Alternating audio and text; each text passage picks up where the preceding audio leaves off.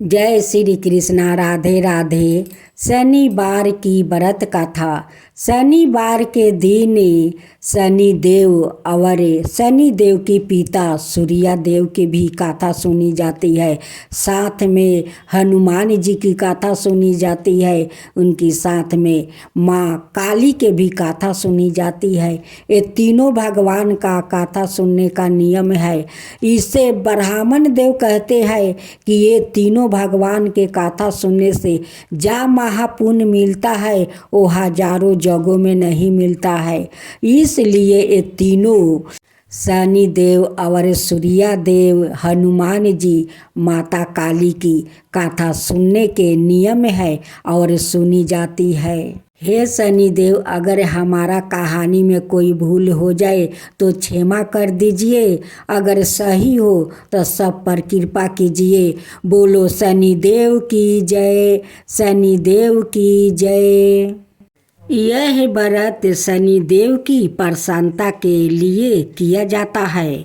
जब शनि कृपित होते हैं तो सभी कार्यों विघ्न उत्पन्न होने लगता है और वो प्रसन्न होने पर अपार सुख समृद्धि की वृद्धि होती है। कलह कैलेश मानसिक और शारीरिक बाधाओं का नाश होता है। परिजनों के व्यवहार में अनुकूलता आने लगती है। बुद्धि ठीक तरह से काम करने लगती है। इसके अलावा अधूरे काम पूरे होते हैं। बिगड़े काम सहज ही पूर्ण होकर घर में सुख शांति आती है। जो स्त्री पुरुष शनिवार का व्रत पूर्ण श्रद्धा भक्ति भाव से धारण करते हैं उनके समस्त पाप नष्ट होकर उन्हें अभिष्ट की प्राप्ति होती है। शनि देव की पूजा अर्चना करने से वो सहज ही प्रसन्न होकर अपने भक्तों की समस्त मनोकामना पूर्ण करते हैं। राहु केतु के प्रकोप से भी उन्हें बचाते हैं। अब पूजन विधि विधान यूँ तो यह व्रत किसी भी मास के शुक्ल पक्ष के प्रथम शनिवार से आरंभ किया जा सकता है, लेकिन मास के तीसरे शनिवार से आरंभ का ज़्यादा महात्म्य बताया गया है। उसे 19, 23 या 51 व्रतों को करने का विधान है। व्रत को धारण करने से पहले संकल्प करें कि इस दिन की तिथि समय स्थल आदि में मेरे सारे रोग के परिहार के लिए दृष्टि उदर और पैर में आई हुई शनि की पीड़ा को मिटाने के लिए मैं शनि का पूजन करूँगा। व्रत निर्विघ्न रूप से प्रसन्न हो उसके लिए गणपति का पूजन और कलश की आराधना भी करूँगा।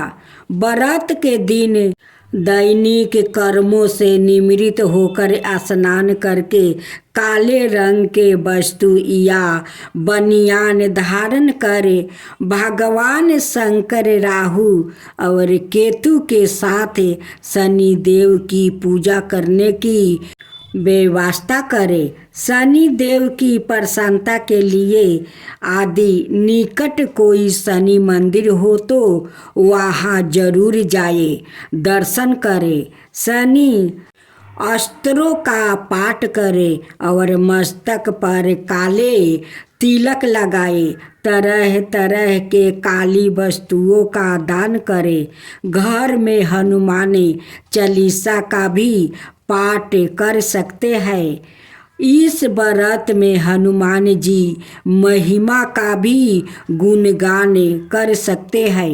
यदि घर में शनि देव की प्रतिमा या छाया चित्र रहते हैं तो वहाँ हनुमान जी का फोटो जरूर रखे। शनि देव का रंग काला है, इसलिए उनको काली वस्तु जैसे काला तिल, सरसों का तेल, काली मूंग, उड़द, काले पुष्पा, काले वस्तु, लोहा का पात्रा आदि विशेष प्रिय है। बताइए उन्हें यह चीज़ अर्पित करें। काले तिल के लड्डू और उड़द के आटे के लड्डू का भोग लगाए। इसी दिन पीपल के वृक्ष के तले पूजन करने के बाद तने पर 7 बार सूत लपेट कर 7 परिक्रमा करे, फिर 7 बार नमस्कार करे। एक पात्रा में जल लेकर उसमें कुछ काले तिल, 2 लौंग, कुछ पात्रा में चीनी डालकर पीपल के वृक्ष की मूल में पश्चिम की तरफ मुख करके अर्घ दे। वृक्ष के पास ही तिल के तेल का एक दीपक जलाकर रखे। फलों में केला और भोजन में उड़द की दाल और उससे बने पदार्थों खाए। भोजन एक समय और सूर्यास्त के 2 घंटे बाद करे। भोजन के पूर्व कुत्ते को रोटी देने का भी विधान है। व्रत के दिन 3 या 19 माला ओम परा प्री प्रो सन सनाए नमः मंत्र जपना चाहिए। संकल्पित अंतिम व्रत के दिन सामी के वृक्ष की लकड़ी से एक छोटा सा हवन भी करे। यदि शनि की आधाए या 7.5 चल रही हो तो योग ब्राह्मण द्वार शनि ग्रह मंत्र का 23,000 मंत्र का जप अवश्य करवावे। बाद में यथाशक्ति तेल, छतरी, जल, काला कंबल, लोहा, सरसों, चमड़े के जूते, कुर्सी, तिल के लड्डू ब्राह्मणों को दान में दे। चींटियों का आटा खिलाए। शनि अस्त्रों का पाठ व्रत के दिन करना विशेष लाभप्रद माना गया है। अब आप सुने यमराज भगवान और गरीब किसान की प्रेरणादायक कथा। बहुत समय पहले की बात है। भारत के एक दूर दराज गांव में एक किसान, मेहनती किसान रहता था। उसका नाम हरिया था। हरिया के पास ना तो ज़्यादा ज़मीन थी और ना पैसा, ना कोई बड़ा घर, लेकिन उसके पास था इनाम, मेहनत और भगवान पर अटूट विश्वास। हर रोज सुबह वो सूरज उगने से पहले उठता है, भगवान को नमस्कार करता है और खेतों की ओर निकल पड़ता है। कभी तेज धूप, कभी बरसात तो कभी भूख, कुछ भी उसकी मेहनत को नहीं रोक सकता था। लोग कहते थे कि हरिया गरीब जरूर है लेकिन उसका मन हीरा है। वो अक्सर एक ही बात दोहराया करता था, मेहनत से डर मत, भगवान देर करता है पर अंधेर नहीं करता है। एक शाम जब हरिया खेत में काम खत्म करे घर लौट रहा था, अचानक एक गहरी गंभीर आवाज उसके कानों में गूंजी, हरिया अब तेरा समय पूरा हो गया है, चल मेरे साथ। हरिया ने चौंक कर देखा, उसके सामने यमराज भगवान खड़े थे। उनका विशाल शरीर, सुनहरा मटुक, भयंकर रूप और उनके साथ उनका वाहन काला भैंसा भी था। हरिया ने हाथ जोड़कर नरमाता से कहा, प्रणाम यमदेव, अगर आपका बुलावा आ गया है तो मुझे चलना होगा, पर कृपा करके पहले मेरी बात तो सुनिए। हे प्रभु, मेरा पास कोई धन नहीं है, पर मेरी बूढ़ी माँ और छोटे छोटे बच्चे हैं। मैं चला गया तो वो भूखे मर जाएंगे। मुझे 1 साल का समय दीजिए, खेत की पूरी फसल काट कर कुछ अन्न और पैसे इकट्ठा कर लूं, ताकि मेरे बाद मेरा परिवार जीवित रह सके। यमराज थोड़े चकित हुए, क्योंकि ज़्यादातर लोग मृत्यु का नाम सुनते ही रोने चिल्लाने लगते थे, लेकिन हरिया निडर था, बिन मरता था और सबसे बड़ी बात दूसरों की चिंता कर रहा था। यमराज बोले, हरिया, तू जानता है कि मृत्यु के निश्चय है, फिर भी तू डर नहीं रहा है। हरिया मुस्कुराया और बोला, प्रभु, मौत से कोई नहीं भाग सकता, पर अगर आप थोड़ी दया कर दे तो मेरे बाद मेरे बच्चों को भूखे ना रहना पड़े।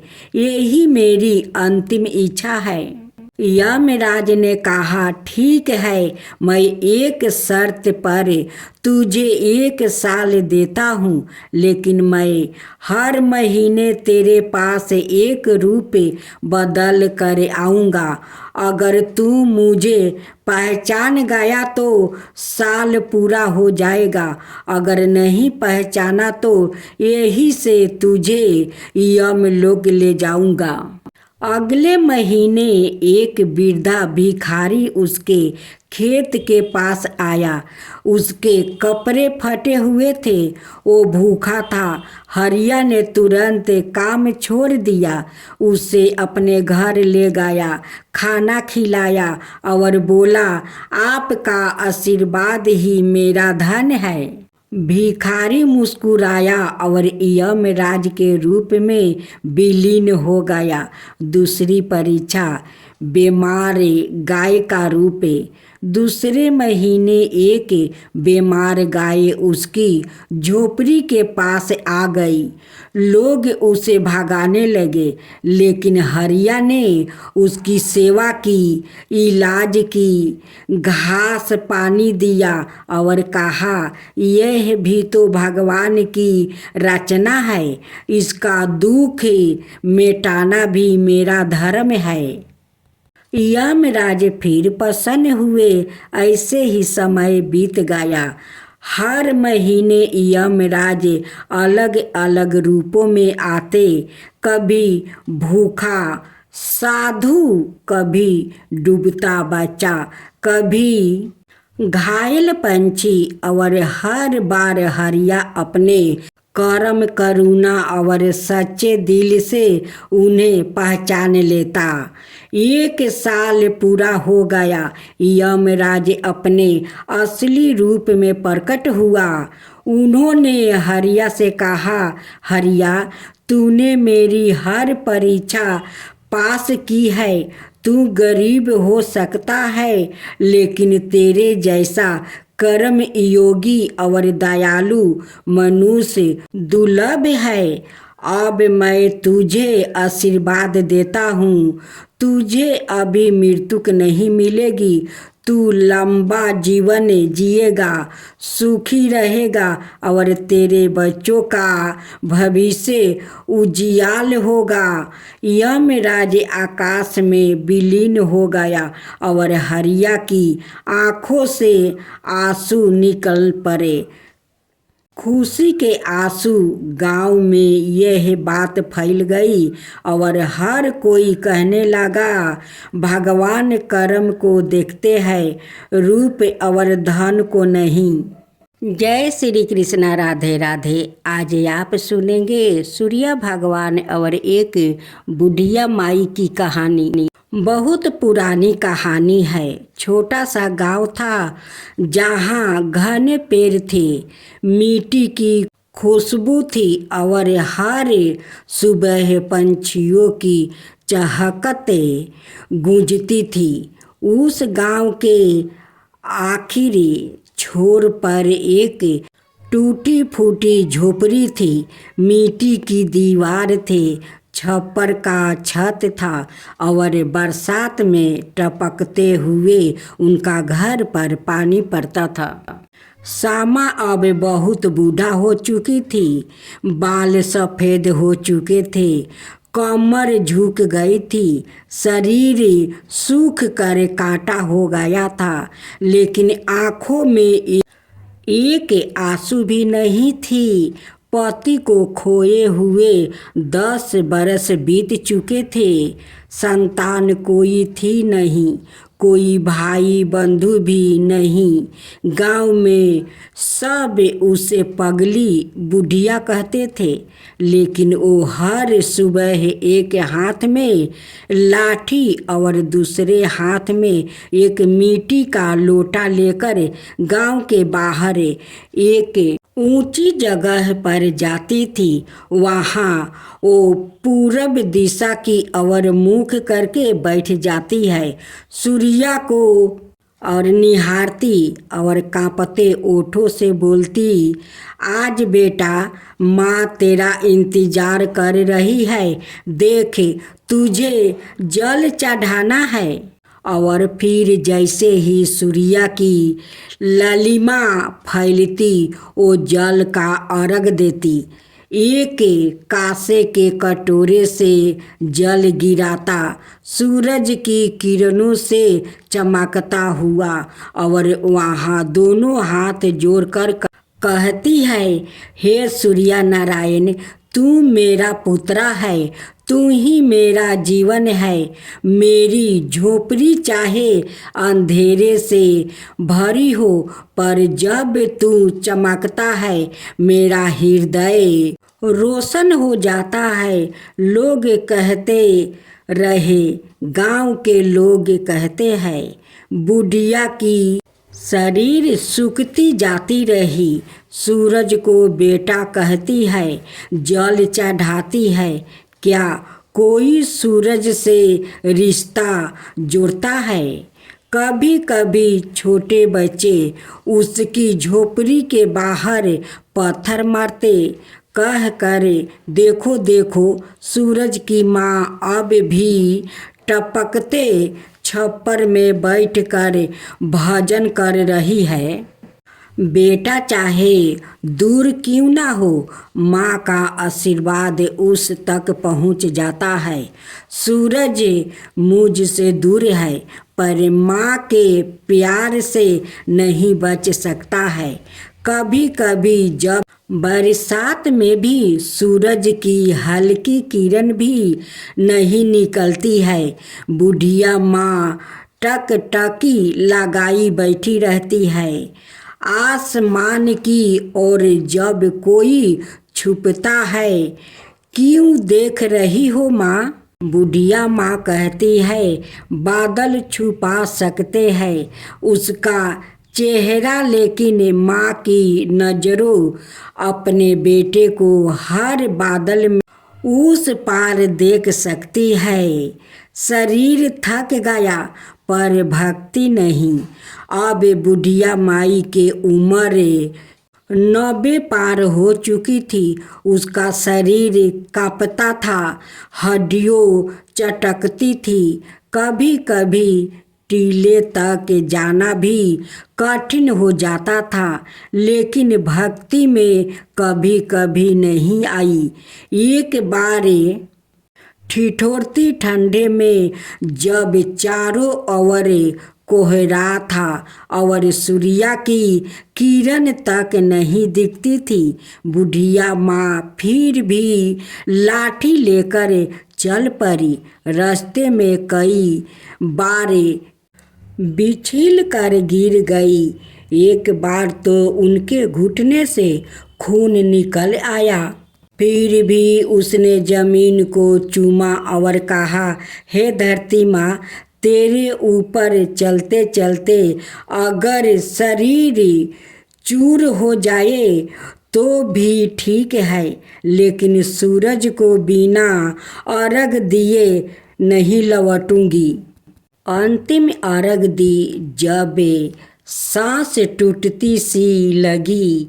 एक दिन ऐसा आया जब बुढ़िया माँ अत्यंत बीमार हो गई। उसका शरीर बुखार से तप रहा था, पर फिर भी सुबह उसकी आंखें खुली। उसने उठने की कोशिश की, पर शरीर ने साथ नहीं दिया। उसने किसी तरह लोटे में जल भरा और झोपड़ी के बाहर घिसटती हुई निकली। उनसे सूरज को देखा, वो बादलों के पीछे था। कांपते हाथों से अर्घ देने की कोशिश की, पर कटोरा उसके हाथ से गिर गया। पानी जमीन में बह गया और वही क्षण उसकी भक्ति की सबसे बड़ी परीक्षा थी। वो घुटनों पर बैठ गई, आंखें आंसुओं से भरी थी और उसने रोते रोते कहा, हे मेरे सूर्या पुत्रा, आज मैं तुझ तक जल नहीं पहुंचा सकी। तू रूठे तो नहीं होगा बेटा, एक बार आ जा। माँ की आंखें अब बंद होने को है, मैं तेरे दर्शन बिना ना जाऊंगी। उसी क्षण पूरे आकाश में अधूरा प्रकाश फैल गया। सपत अश्वा वाला एक स्वर्णमणि रथ आकाश से उतरा। रथ के पहिए से अग्नि की लपेट उठ रही थी। आकाश गूंज रहा था। गांव वालों बाहर निकल आया, भय और आश्चर्य में डूबे। और उस रथ पर था सवाए सूर्यदेव।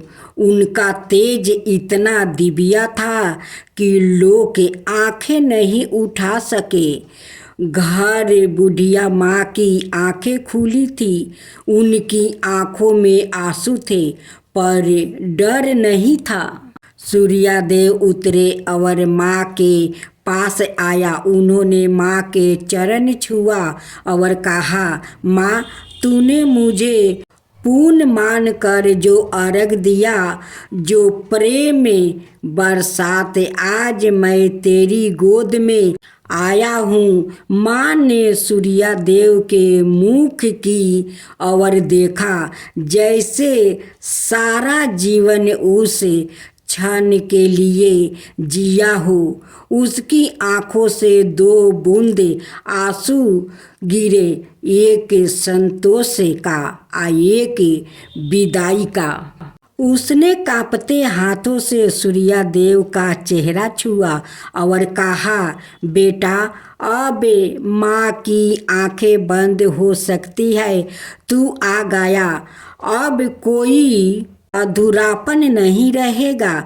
सूर्यदेव ने उन्हें अपने रथ पर बैठाया। जैसे ही रथ आकाश में ऊपर उठा, झोपड़ी से लेकर गांव तक एक दिव्य प्रकाश छा गया। सबके आहट एक ही भाव जागा, ईश्वर सच्ची भक्ति की सच्ची साधन है। अब आप सुनेंगे देवी काली की कथा। देवी काली को शक्ति का साक्षात स्वरूप माना जाता है। माता रानी अपने भक्तों पर दया दृष्टि रखती है, लेकिन दुष्ट और दुराचारियों पर विध्वंस भी करती है। महिषासुरी अति बलशाली दैत्य था, जिसका संहार देवता भी नहीं कर सके। इसलिए देवी काली का जन्म हुआ। धार्मिक ग्रंथों में माँ काली के जन्म यह अवतार को लेकर कई मत है, लेकिन सब्र मनाए मत यही है कि माँ काली का अवतार दैत्यों के संहार के लिए हुआ था। नवरात्रि में हम नव दुर्गा यानी माँ दुर्गा के 9 अवतारों की पूजा करते हैं, लेकिन जब दैत्यों के संहार के लिए माँ काली का जन्म हो चुका था, तो फिर क्यों माँ दुर्गा को कई अवतार लेने पड़े? आइए जानते हैं इसके बारे में। काली माँ की कहानी छठी सातवीं के देवी महात्म्य के प्रथम अध्याय में काली को महाकाली के रूप में दर्शाया गया है। वो भगवान विष्णु के सोते हुए शरीर से देवी योग निद्रा के रूप में पैदा हुई, ताकि ब्रह्मा और दुनिया को 2 राक्षसों मुद और कदब से बचने के लिए उन्हें जगाया जा सके। एक बार जब विष्णु जागे तो उन्होंने उन राक्षसों के खिलाफ एक लंबा युद्ध शुरू किया, लेकिन वो अभी भी पराजित थे और अपनी सफलता पर गर्व कर रहे थे। यह देखकर महाकाली ने महामाया का रूप धारण किया और दोनों राक्षसों को मंत्रमुग्ध करने के लिए चली गई। जब वो महामाया से विचलित हुए तो विष्णु ने उन्हें तुरंत मार डाला। बाद के अध्यायों में चंड और मुंड 2 राक्षस थे जो देवी दुर्गा पर हमला करते थे।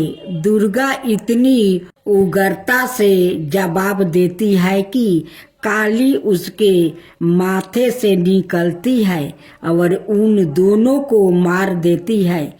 यहाँ काली को गहरे नीले रंग की त्वचा संधि हुई, आंखों वाला एक पातला चेहरा और खोपड़ियों की माला के साथ बाघ की खाल का कपड़ा पहने हुए बताया गया है। बाद में उसी युद्ध में राक्षस से रक्त बीज, जिसके सेनापति चंड और मुंड थे, युद्ध में काली का सामना करते हैं। रक्त बीज को वरदान है कि उसके खून की हर बूंद जो जमीन को छूती है, उससे उसका एक और कैलोन पैदा हो जाएगा। चौकी दुर्गा रक्त बीज को उसके अनगिनत कैलोनों के साथ हारने में असमर्थ है। काली उसके शरीर से उसका खून चूस लेती है और उसे हराने के लिए उसके कैलोनों को खा जाती है।